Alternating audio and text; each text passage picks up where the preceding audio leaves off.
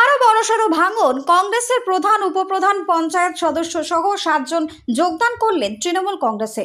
কালিয়াচকের block সভাপতি শরিউল শেখের নেতৃত্বে মালদা শহরের স্টেশন রোড সংলগ্ন তৃণমূলের জেলার কার্যালয়ে এই যোগদান কর্মসূচিটি অনুষ্ঠিত হয়।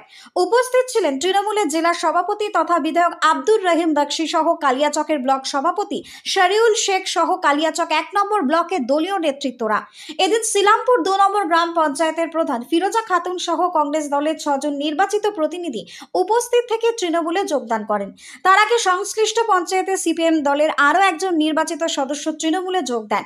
যোগদানকারী পঞ্চায়েত সদস্যদের গলায় মালা পরিয়ে এবং দলীয় ঝান্ডা হাতে তুলে স্বাগত জানান তৃণমূলের জেলা সভাপতি আব্দুর রহিম বক্সি। দলীয় সূত্রে জানা গিয়েছে, সিলামপুর 2 নম্বর গ্রাম পঞ্চায়েতের মোট আসন সংখ্যা 21টি। গত ত্রিস্তর পঞ্চায়েত নির্বাচনে এই গ্রাম পঞ্চায়েতের তৃণমূল পেয়েছিল 5টি আসন, একটি পেয়েছিল সিপিআইএম, বাকি ছিল কংগ্রেসের দখলে।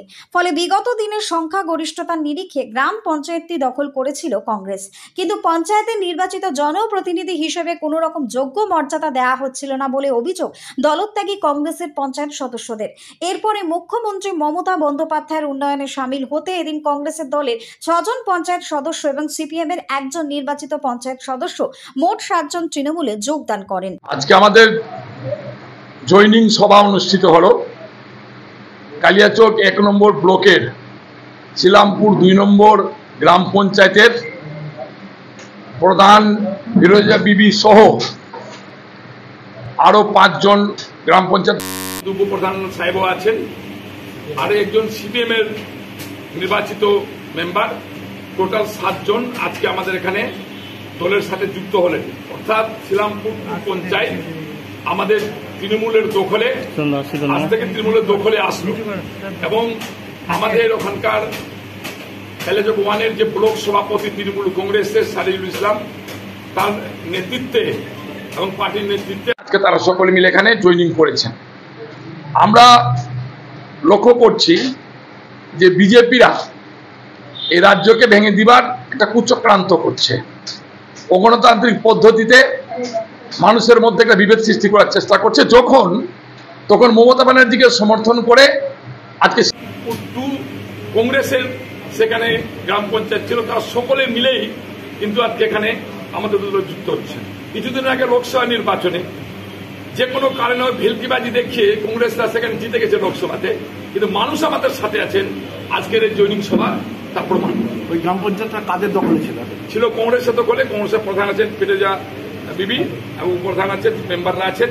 সেখানে টোটাল 21 জন মেম্বার ছিল। 21 জন মেম্বার মধ্যে আমাদের 5 জন ছিল, একজন সিপিএম এর ছিল, বাদ বাকি কংগ্রেসের ছিল। তার মধ্যে কংগ্রেসের আজকে এখানে 6 জন আমাদের সাথে যুক্ত হলেন, একজন সিপিএম এর যুক্ত হলেন, আর বাদ বাকি যারা কংগ্রেস থেকে গেছেন আমাদের সাথে ফোনে কথা হয়েছে, তারা একটু অসুবিধার কারণে আসতে পারেননি। ওখানে আর অন্য কোনো দলের মেম্বার থাকবে না। 21 জন মেম্বারই আগামী দিনে তৃণমূলের পতাকা তুলে থাকবে। প্রতিনিধি ছিলাম এতদিন, কিন্তু মানুষকে সরাসরি পরিষেবা দিতে ব্যর্থ করেছি তবুও অল্প, কিন্তু মানুষের স্বার্থেই কাজ করতে চাই। মাননীয় প্রধানমন্ত্রী, মুখ্যমন্ত্রীর আদর্শ ও উন্নয়নমূলক কাজে আমরা অনুপ্রাণিত হয়েছি বলে আমরা জাতীয় তৃণমূল কংগ্রেসের পতাকাটা হাতে তুলে নিলাম। কংগ্রেস নেতৃত্বকে জানিয়েছেন? হ্যাঁ, জানিয়েছি। কি বলেছিলেন তারা? আমরা মানুষের স্বার্থে কাজ করতে চাই, তারা বাধা দিলেও আমি মানুষের স্বার্থেই কাজ করব। এখন আপনারা কি করবেন? কি ধরনের কর্মসূচি নেবেন? এখন উন্নয়নমূলক কর্মসূচি গ্রহণ করব। আপনার নাম আর আমার নাম হচ্ছে ফিরোজা খাতুন, সিলামপুর 2 প্রধান। আজকে কংগ্রেস থেকে 6 জন, সিপিএম থেকে 1 জন এবং যারা কয়েকজন আছে ফোন করেছিল, ওরা কাজ আছে বলে আসতে পারেনি, যা পরে ওরা যোগদান করে নিবে। ওখানে আমাদের 21 জন মেম্বার সিলামপুর 2 অঞ্চলে কালিয়াচক ব্লক সুজাপুর বিধানসভার অন্তর্গত পড়ে। সেখানে 21 জন মেম্বার টোটাল, তার মধ্যে আমাদের 5 জন ছিল এবং আজকে 7 জন প্রধান, উপপ্রধান এবং মেম্বার সহ আজকে আমাদের তৃণমূল কংগ্রেস যোগদান করলেন এবং আমাদের আজ থেকে সিলামপুর 2 অঞ্চলে তৃণমূল কংগ্রেসের প্রধানটা আজকে আমরা গঠন করলাম।